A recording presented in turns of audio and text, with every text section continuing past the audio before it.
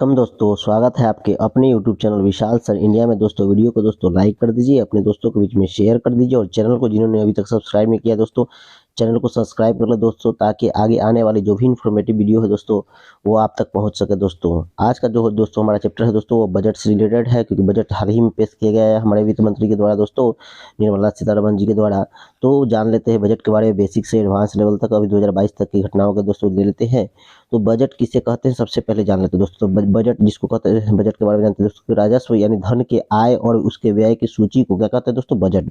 कि एक साल के अंदर में, एक वर्ष के अंदर में कितना देश का क्या होगा, आय होगा, और किन किन मदों में क्या होगा, देश का खर्च होगा, उन सभी चीज़ों के बारे में दोस्तों क्या कहता है, बजट में क्या होते हैं दोस्तों, सूची होती है। बजट शब्द की उत्पत्ति दोस्तों किस कहाँ से हुई थी दोस्तों, फ्रेंच भाषा से हुई है, जो लातिन शब्द बुल्गा से हुई है। कच्ची लातिन शब्द बुल्गा से हुई है जो बजट शब्द की उत्पत्ति दोस्तों, जिसका अर्थ क्या होता है, चमड़े का थैला। क्या होता है दोस्तों, चमड़े का थैला। बजट का अर्थ क्या होता है दोस्तों, चमड़े का थैला। ये क्वेश्चन बार बार दोस्तों पूछा जा चुका है कि बजट का अर्थ क्या होता है दोस्तों। तो बजट का अर्थ होता है चमड़े का थैला। और बजट क्या होता है दोस्तों, साल भर का बजट पेश किया जाता है, जिसमें देश की आय और व्यय की रिकॉर्ड रहता है दोस्तों।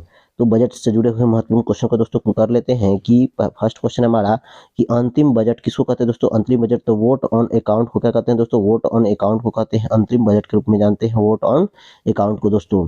केंद्रीय बजट 2022-23 संसद में कब पेश किया गया दोस्तों। तो केंद्रीय बजट जो 2022 का कब पेश किया गया दोस्तों, तो 1 फरवरी को। कब दोस्तों, तो 1 बजट को क्या 1 फरवरी को पेश किया गया। केंद्रीय बजट 2022-23 को संसद में किसने पेश किया दोस्तों, तो केंद्रीय बजट 2022-23 को कौन पेश किया दोस्तों, तो निर्मला सीतारमण जी ने पेश किया दोस्तों।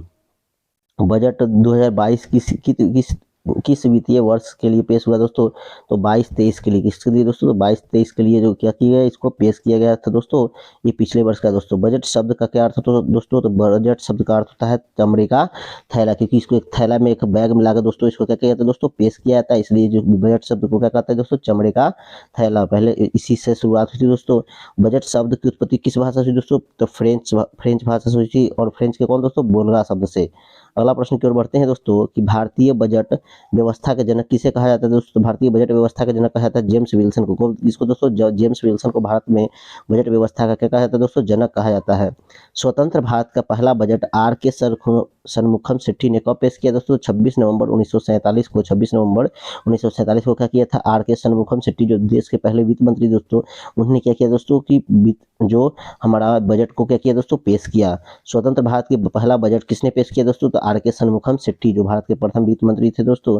कौन से बजट को ब्लैक बजट के नाम से जाना जाता है दोस्तों, तो 1973-74 के बजट को क्या कहा गया दोस्तों, ब्लैक बजट के नाम से जाना गया। किसको दोस्तों, तो 1973-74 के बजट को क्या कहते हैं दोस्तों, ब्लैक बजट के नाम से जानते हैं। गणतंत्र भारत का पहला बजट कब पेश किया गया दोस्तों, तो गणतंत्र भारत का पहला बजट 28 फरवरी 1950 को। कब दोस्तों, 28 फरवरी 1950 को गणतंत्र भारत का क्या चीज दोस्तों, पहला बजट पेश किया गया था। गणतंत्र भारत का पहला बजट किसने पेश किया दोस्तों, तो गणतंत्र भारत का पहला बजट किया था जॉन मथाई ने। किसके द्वारा, जॉन मथाई के द्वारा क्या किया था, पेश किया गया था इसकी। और देश के पहले प्रधानमंत्री कौन थे जिसने प्रधानमंत्री होने के साथ साथ बजट पेश किया दोस्तों, तो प्रधानमंत्री जवाहरलाल नेहरू थे। उस समय के वित्त मंत्रालय भी किसके पास में था दोस्तों, इन्हीं के पास में था, इसलिए उन्होंने क्या किया दोस्तों, बजट को क्या किया दोस्तों, पेश किया। पहली बार संसद में पेपरलेस बजट का पास कब किया गया दोस्तों, तो 2021 में क्या किया गया, पेपरलेस यानी कि डिजिटल रूप से टैब के माध्यम से निर्मला सीतारमण ने क्या किया था दोस्तों, बजट को पेश किया था। कब 2021 में, जिसको डिजिटल बजट के नाम से दोस्तों जानते हैं। बजट शब्द का अर्थ क्या होता है दोस्तों, तो बजट शब्द का अर्थ होता है चमड़े का थैला। आगे चलते हैं दोस्तों कि भारत का पहला बजट कब पेश किया गया दोस्तों, तो भारत देश का पहला बजट 7 अप्रैल 1860 ईस्वी में। कब दोस्तों, 7 अप्रैल 1860 ईस्वी में भारत का क्या दोस्तों, पहला बजट पेश किया गया। भारत का पहला बजट किसने पेश किया दोस्तों, तो जेम्स विल्सन के द्वारा पेश किया गया था। इसी कारण से जेम्स के विल्सन को ही भारत का बजट का क्या दोस्तों, जनक कहा जाता है। भारत की पहली पूर्वकालिक महिला वित्त मंत्री कौन थी दोस्तों, तो कौन है दोस्तों, तो वह निर्मला सीतारमण, जो कि वर्तमान में भारत की क्या है दोस्तों, वित्त मंत्री भी है। भारत की पहला महिला वित्त मंत्री कौन है दोस्तों, तो पहला वित्त मंत्री के तौर पर किसने काम किया दोस्तों, तो इंदिरा गांधी, जो भारत की प्रधानमंत्री भी दोस्तों रह चुकी है। उन्होंने बजट को क्या किया दोस्तों, पेश किया।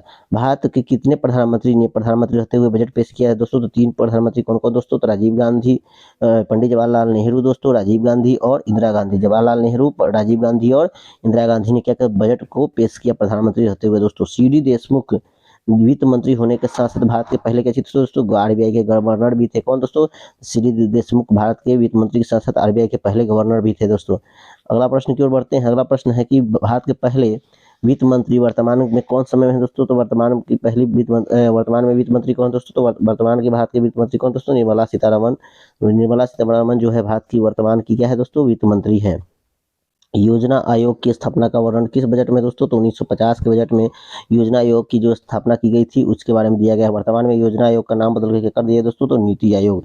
लगातार चौथी बार बजट पेश करने वाली पहली महिला कौन बन गई है दोस्तों? तो वो कौन है? निर्मला सीतारमण को दोस्तों, निर्मला सीतारमण। अब 5वीं बार इनका हो गया दोस्तों कि संविधान के किस अनुच्छेद में बजट शब्द का प्रयोग किया गया है दोस्तों? तो किसी भी अनुच्छेद में क्या है? बजट शब्द का प्रयोग नहीं किया गया है संविधान में। संविधान के किस अनुच्छेद के तहत वार्षिक वित्तीय विवरण का जिक्र है दोस्तों? बजट नहीं, वार्षिक वित्तीय विवरण का जिक्र है, लेकिन शॉर्ट में बजट के बाद नाम से जानते हैं दोस्तों। तो इसका अनुच्छेद 112 में क्या है दोस्तों? वित्त विधेयक के रूप में जानते हैं। संविधान में बजट शब्द का जगह प्रयोग कहाँ हुआ दोस्तों? तो वार्षिक वित्तीय, उसके जगह पर क्या हुआ दोस्तों? उसकी बजट शब्द न होकर क्या हुआ दोस्तों? वार्षिक वित्तीय विवरण, यानी कि वार्षिक वित्तीय विवरण की प्रत्येक साल का कितना आय हुआ देश का और कितना व्यय हुआ, इसका क्या होता है दोस्तों? इसमें इकट्ठा जानकारी होता है दोस्तों। संसद में अब तक 2022 तक, कहने का मतलब है कुल कितने बार बजट पेश किया गया दोस्तों? तो पेपरलेस बजट जो पेश किया दोस्तों 2 बार किया जा चुका है, और 2023 में जो पेश किया गया दोस्तों 2 दिन पहले, वो कितनी होगा दोस्तों? तो ये तीसरा बजट हो गया है दोस्तों। सर्वाधिक बजट पेश करने वाले का रिकॉर्ड किसके पास में दोस्तों? तो मोरारजी जो देसाई भारत के थे, वित्त मंत्री के तौर पर थे उस समय, क्या किए दोस्तों? इन्होंने 10 बार बजट को क्या किया दोस्तों? पेश किया। साल 2017 के बाद बजट कब पेश किया जा रहा है दोस्तों? तो 1 फरवरी को क्या कब हो रहा है दोस्तों? तो 1 फरवरी को क्या किया जा रहा है कि बजट को पेश किया जा रहा है। साल 2017 से पहले बजट को पेश कब किया जाता था दोस्तों? फरवरी के अंतिम सप्ताह होता था, तो उसी में क्या कहता था दोस्तों? बजट को पेश किया जाता था।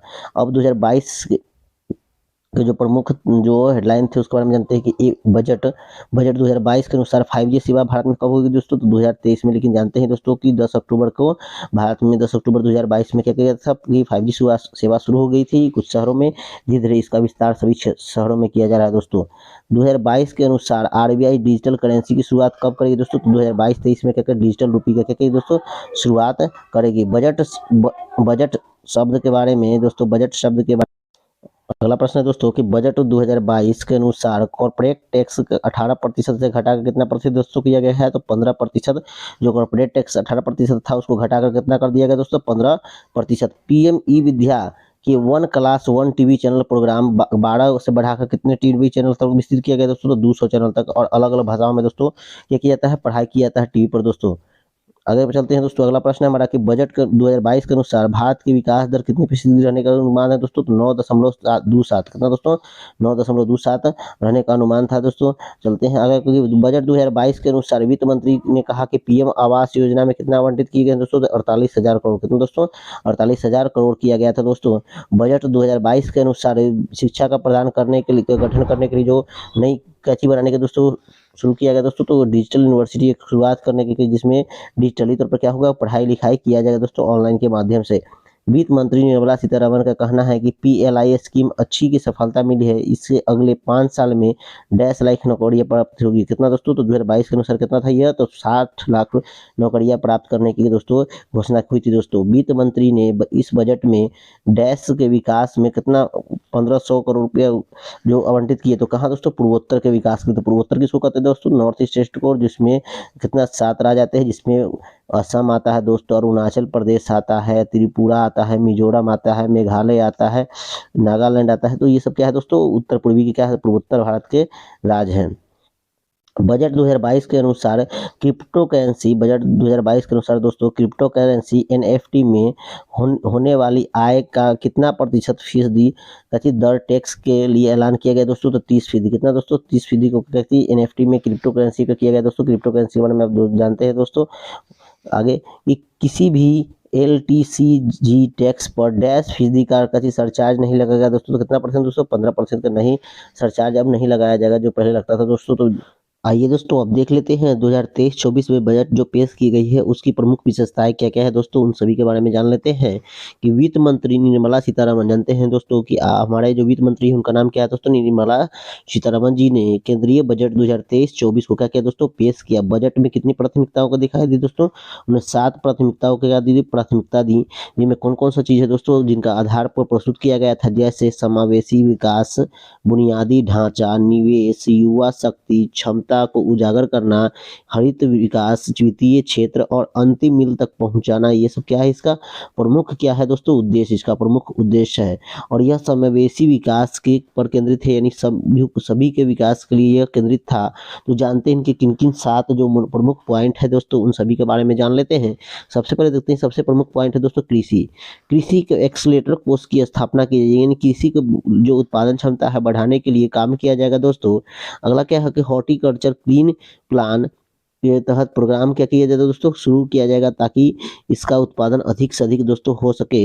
और किसानों के लिए पूर्ण समाधान की व्यवस्था की जाएगी, ताकि किसानों को किसी भी प्रकार के समाधान नहीं हो, किसी प्रकार की अगर ज़रूरत हो तो उनको समय से हेल्प मिल सके दोस्तों। डेयरी, पशुपालन, मत्स्य पालन के क्षेत्रों में लक्षित करते हुए 20 लाख करोड़ रुपए का क्या दोस्तों ऋण देने की क्या है दोस्तों योजना है, कि मत्स्य पालन को पशुपालन और डेयरी के लिए क्या चीज है, इसके विकास के लिए 20 लाख करोड़ का क्या है दोस्तों योजना है। श्री अन्न नाम की दोस्तों, श्री अन्न भारत को मोटे अनाज के लिए एक वैश्विक हब बनाया जाएगा दोस्तों। मोटे अनाज के लिए क्या बनाया जाएगा दोस्तों, वैश्विक हब। मोटे अनाज में दोस्तों बाजरा, जौ, मकई सब आता है दोस्तों।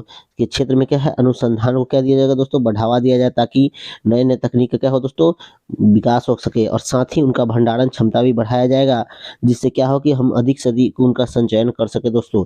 अब है दोस्तों स्वास्थ्य। स्वास्थ्य में क्या किए जाएंगे दोस्तों, तो स्वास्थ्य में 157 नए नर्सिंग कॉलेज खोले जाएंगे दोस्तों। कितने, तो 157 नए नर्सिंग कॉलेज खोले जाएंगे। स्किल सेल एनीमिया उन्मूलन कार्यक्रम चलाया जाएगा, ताकि एनीमिया को क्या किया जाए दोस्तों दूर किया जा सके।